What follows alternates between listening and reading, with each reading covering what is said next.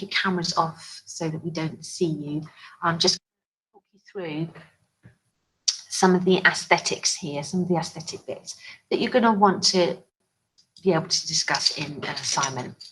So how do we identify a film as a German Expressionist piece?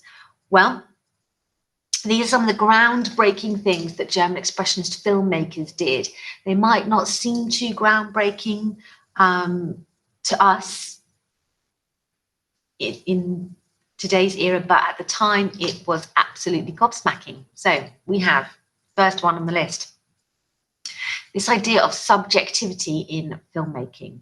Because German Expressionism is in the business of expressing feelings, we need to have a character. We are going to be put into the mind of our protagonist with subjective filmmaking. So that means the point of view shot, going into people's daydreams or into people's nightmares.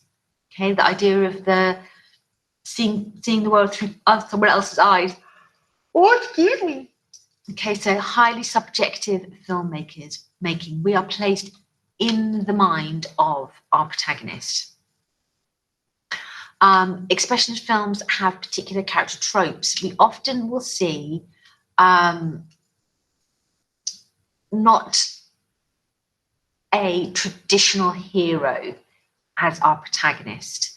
Our central character can be villainous. They will be paranoid and obsessed. They're not our traditional swashbuckling hero that you would expect to see in like an American thriller or romance. These are flawed characters, anti-heroes. Okay, so we're putting the subjective point of view. Our hero is not necessarily virtuous. Our hero can be villainous. German Expressionist films are often set in cities, in the urban world, which will give us really great claustrophobic mise-en-scène. Okay, so what we're thinking about here is we're thinking about people expressing feelings and emotions. Okay, so repressed society want to express their emotions. And it's often not pretty. Okay, it's not pretty emotions of love. It's anger, it's distress, it's outrage, it's disgust. The feelings and emotions that this society want to express go in line with our non-virtuous protagonists. Okay, these artists are on the attack. They are not celebrating, they are criticizing. So one thing we want to see in the mise-en-scène with German Expressionism is, writes in capital letters, distortion. Okay, we want to see distorted frames. So if you look at this picture here, you can see that the art department have used set design. This is an impression of the city. Our city is designed in a really expressionist way. We've got distorted, fragmented frames here, lots of diagonals going across the frame. This is to help us to enter the mind of our heroes, okay, of our protagonists. The protagonist and the artist are seeing a distorted world. That is what we are getting in the frame. Okay, so in terms of the composition of shots, we're going to see lots of use of mirrors, horizontal lines and vertical lines, lots of diagonals, and this is to break up the frame, okay, to make the frame, I'm going to say it again, fragmented. Okay, they use shadow a lot. It was a really cheap and effective way to create that effect of distortion. That's going to be one of the key things that we're going to be talking about for German Expressionism.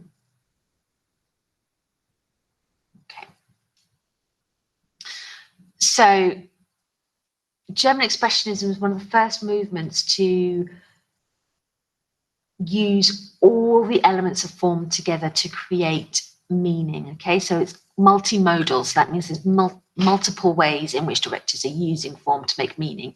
So that is sound, editing, performance. Performance is quite a strong thing to talk about for this particular unit. The absence of using the voice means that our performers are going to have to exaggerate. So the themes and messages are translated to us in multimodal form, which is using a variety of forms. The sets are not realistic. They're expressionist. Okay? They are bold, they are simplistic, they are going to look like an expressionist painting. They're not supposed to be true to life. They're exaggerated, they clash. Remember, this is an expression of their pain. We're going to have a particular lighting effect called chiaroscuro lighting. You might have heard this if you've looked at film noir before. So it's extreme contrast of light and dark using shadows to create shape. We're going to see anthropomorphism, which is basically faces in things. Okay, so objects like machines and buildings given an anthropomorphic nature, made to look like a monster or a beast. Dark and sinister urban worlds. We are very rarely going to see the natural world, and when we do, it's going to be in sharp juxtaposition to this urban world. Remembering that this is a time of experimentation, things are all new. When it comes to editing, we're going to see directors experiment with this idea of the wipe. Now we know that that connotes the passing of time. If you get a wipe across the screen, or a cross dissolve, that's going to connote passing of time. We're very experienced viewers of film, and we interpret that now. But at the time, it was really groundbreaking, and a big thing that the directors were playing around with in this time: montage, expressive montages. Okay? Sections of the film given over to the subjective nature of films, so going into someone's head and seeing their thoughts through, or their worldview through montage. This is a really nice phrase at the bottom here, the unchained camera, okay, which means that the camera is free. The camera moves. Okay, the camera will go in for a close-up. So they weren't constrained by, they didn't, when we watched the Méliès film the other day, it was very much proscenium arch style. This particular style that we're going to look at today is going to be what we're going to call unchained. So the camera moves. They pick up the camera and they move it for a close-up, and they move it to create different effects. So the movement of the camera is what we're going to call the unchained camera style. That's the word that they liked. Okay, we are going to have a look at a couple of scenes from a film that Connor mentioned earlier, and the film is called Metropolis. Oh, that middle one looks as if I'm going to have to dig that one out again. This director was Fritz Lang, who was the guy who had that interaction with Goebbels that we heard about earlier on. Fritz Lang originally trained as an architect before he went into film, and his set design is absolutely extraordinary and amazing. So we can see from the clip that we're about to watch that we have, we have a director that is clearly making a comment about society and the war. Let me click on it so that we can.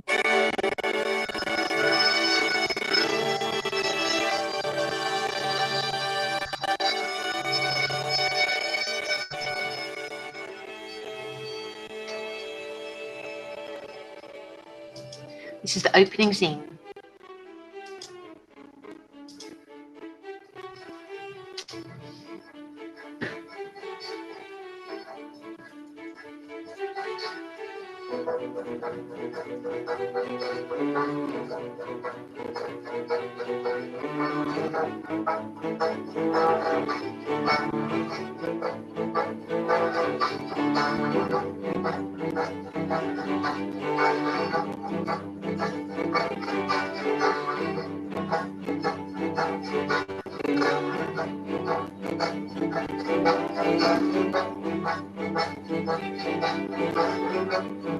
So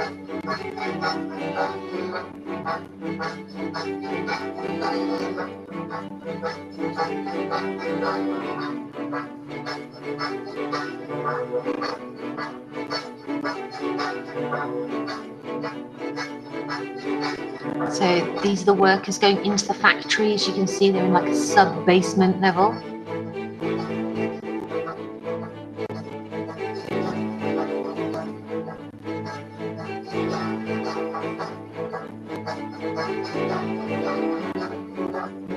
What do they look like to you?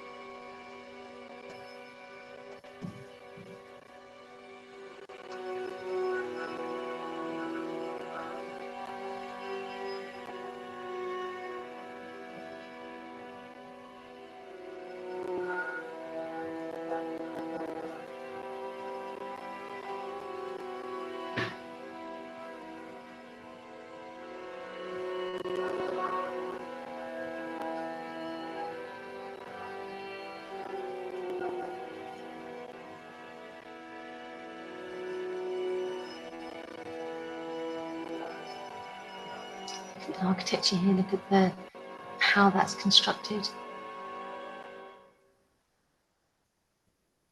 Try and look around the frames, okay? When we're watching these ones, oh, and that is it. All right. Can we come back in? Come back to me. Come back to me now. Okay. In the chat down the side, can you write in there some of the things? So we've been talking about what we expect to see in a German expressionist film. I want you to write 3 like bullet points, 3 things that you observed just in the opening section that you think are particularly German, particularly expressionist. What we've seen here.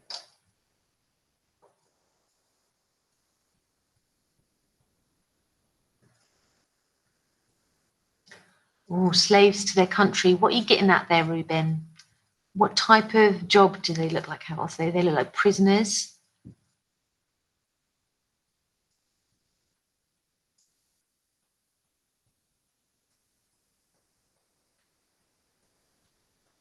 Sam, that's more like it. Yes, I was about to push you guys into sort of like thinking about the constructed elements.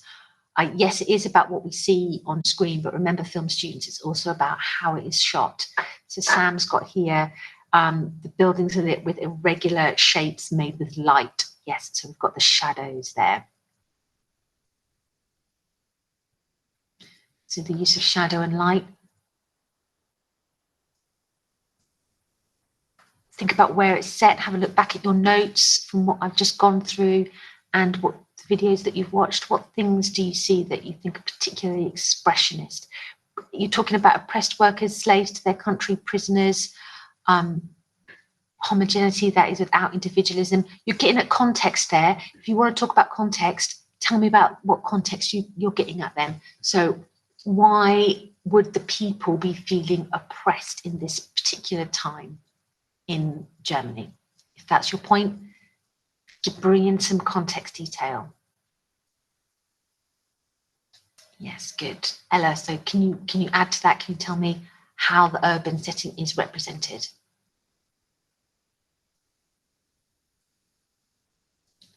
you guys are tapping into something with the representation of the workers. They're oppressed, mindless, repetitive. What do they remind you of? So there's workers going into the factory. They're marching. Come on, guys. Soldiers. Thank you, Kian. Phew. Yes. So they're meant to sort of represent soldiers working, going off to war. An army. Yes.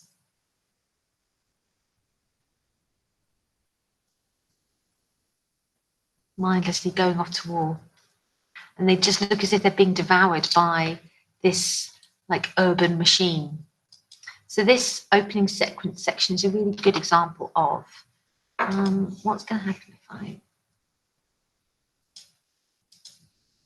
I click on it.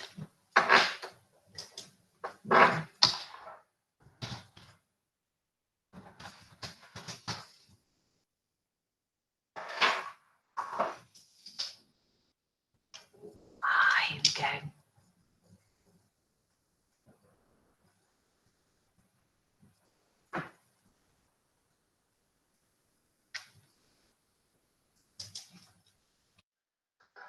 Found it. Okay, so these workers are going off to work in the factory. Yes, they look traumatized. They're marching. They're all dead inside, and this is their job. Okay, this is the factory in which they work. So the workers live underground. They work underground. In this film. Just take a look at that framing there. Take a look at that set design. Do you see what I mean now about the diagonal lines and the shadows that we have in the German Expressionist text? They break up the frame. It's fragmented. It's broken. And our hero, Freda, has gone on a mission to. He followed a pretty girl, and it turns out she lived down in the basement levels. She was a worker, and he's followed her. And he has discovered, so he lives on the penthouse. He's like the prince of Metropolis, and he's just about to discover what workers' lives are like in Metropolis. This is a cracking scene. I wish that we were studying Metropolis. Look at how the workers move. Look at the set design.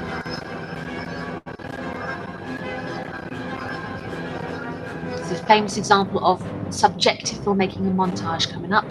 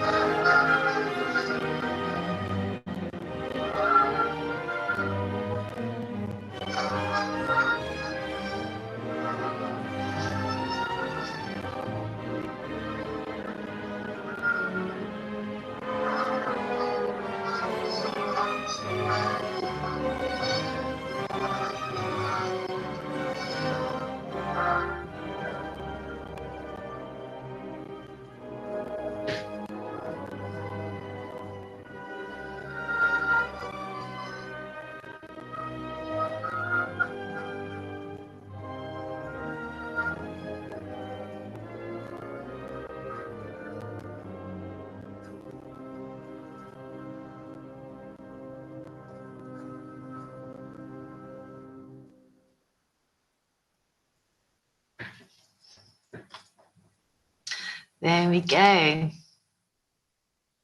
So can you again just put like in the chat down there what did you notice there that you would like, judging on what we've done today, what would you say is particularly German expressionist about that scene where he looks at the machine the men are working on, and then there's like a big explosion? Yeah, so the exact, oh good, yes, we've got a performance one here, the exaggerated performance, anthropomorphism, yes, so that he sees the machine as a monster and he names the monster Mowgli.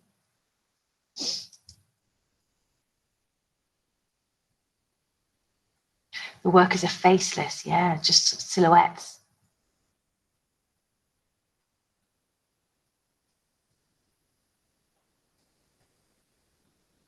So the shift, so Connor's talking about the shift change there, and he's politicized these workers. What I'm really interested in here is this idea of subjective filmmaking. It's cross-dissolve there between reality and what Fred, our hero, sees. We're entering his mind. We're entering the world, and we see it from through his eyes, with his perspective. It was a really new thing to see, you know, not just to sort of like objectively watch action, but for the audience to then get into the action, see things through someone's eyes. That was really new. Yes, the prince realizes that they've created destruction on the workers. Really nice. And there's one final bit now that I want to show you from from this film. And this film's quite bonkers, as many German expressionists narratives are. So the girl that he followed was called Maria, and she's a beautiful worker, and she starts to lead a rebellion, and so she becomes a threat to the hierarchy. There also happens to be like a mad scientist in this city, and various characters come together and decide to create a robot version of Maria. If you've seen the posters of Metropolis, you'll see that there's a big C-3PO looking creature, and that is Robot Maria. And they created this robot, looks exactly like our girl Maria, and she is very beautiful. She's a very sexy robot. And in order to distract from the revolution, Robot Maria ends up dancing in a club for the rich guys in the city. So this is a scene called Maria. This is her big show number. It's the mad scientist and one of the executives. There she is. Here she comes.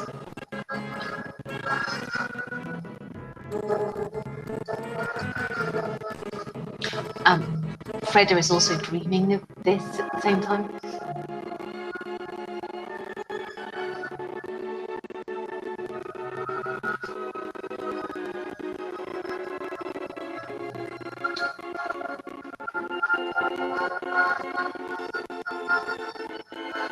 You can turn off the volume if the music is too clanky. It's all about the visuals.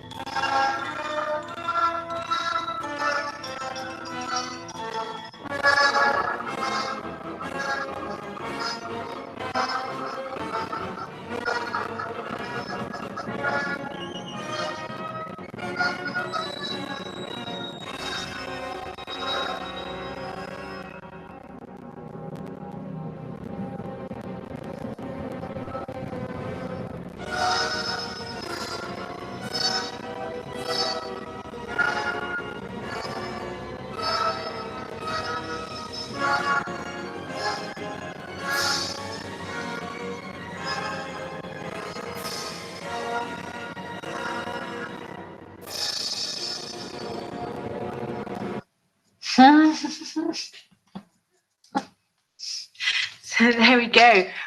That scene's called Maria's Dance, and we've got several groundbreaking things there that Fritz Lang does. He's cross-cutting between two scenes. We have the scene where Freda is in bed having his nightmare, and then we have the scene where Maria is dancing, and all the men are like lustily staring at her. And we have an amazing montage there. Oh, I'm so glad it paused on that moment there with the eyes, just like that intensity of their gaze upon her is sort of like visualized there, is expressed through the montage. So several groundbreaking things there from Fritz Lang.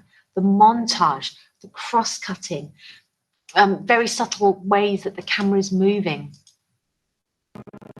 Pioneered by Fritz Lang.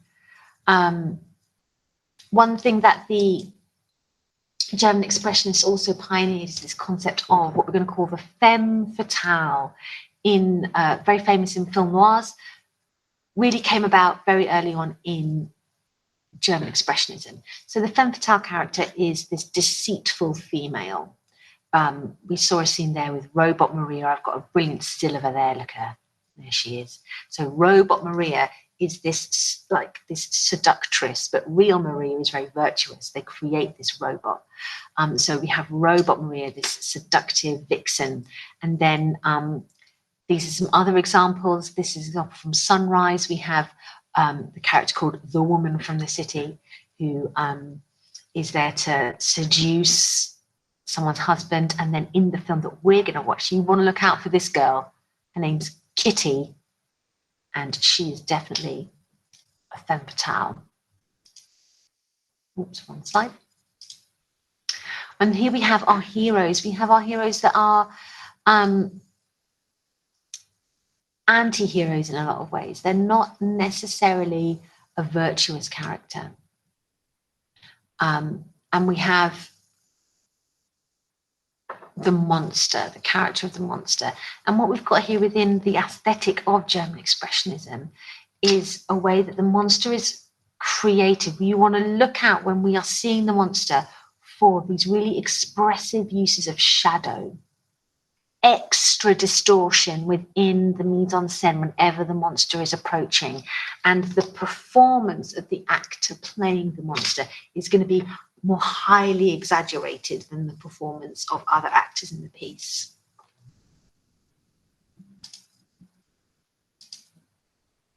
Okay.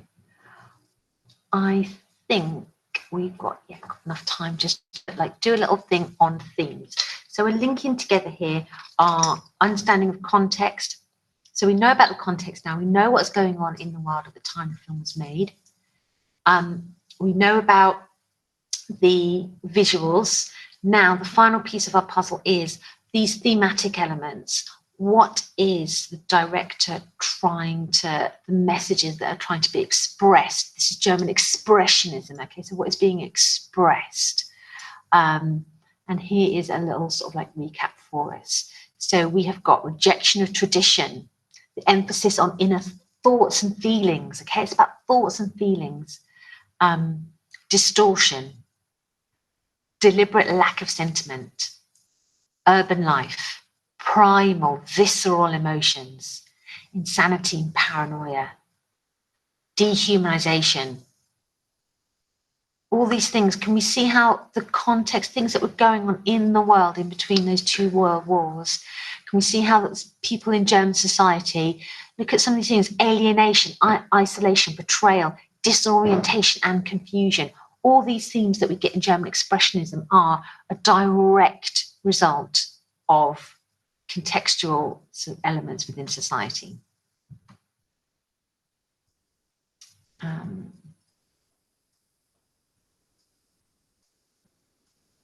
Oh, where has it gone?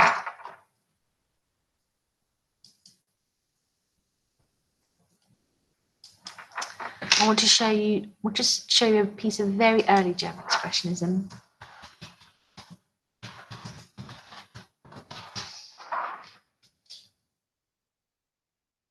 I've just got to look it up. Just give me 1 sec.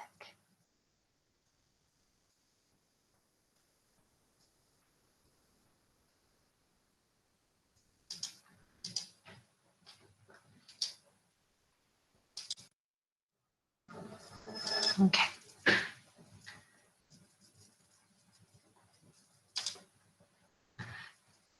Okay, so I'm going to attempt to show you the first few minutes, just to finish up the lesson here, of a very early piece of German Expressionism. So the one that we're going to look at is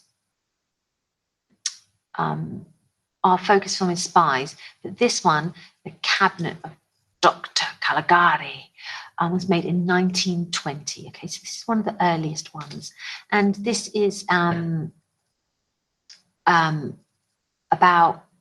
Oh, I won't give you too much. I don't give too much away, but these are the things I want you to look out for. Okay.